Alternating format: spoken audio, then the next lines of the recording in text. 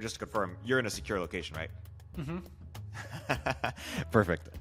I'm Erik Torenberg, and this is my podcast, Upstream. On this season of Upstream, you'll hear from Mark Andreessen. I work with people from all these different backgrounds. It's just absolutely spectacular. I would not want to live in a system that would somehow decide that was a bad idea and send them all back to wherever that would be horrible. Like, that would be awful. Look, at the same time, do I think it's a good idea to have a single system of global governance where there's a set of experts that determine everything and everything is equal and everything is the same? No, that sounds like hell. Yeah. What if they're experts and fact checkers? Yes, the missing link is the fact checkers, because they can make sure the experts are on the straight and narrow.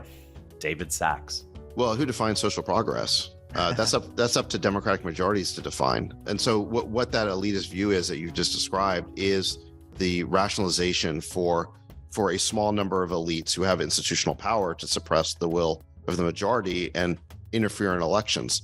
And then, of course, those very same people will puff out their chests and say, we're the protectors and defenders of democracy.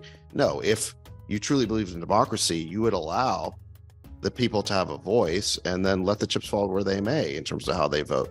The reason why I've become more populist is because it aligns with civil liberties. Balaji.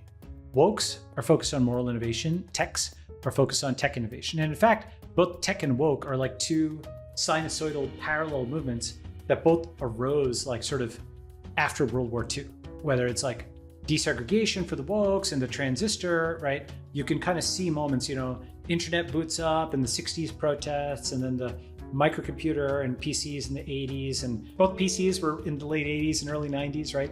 Tech and woke have sort of been growing out of the post-1945 dispensation.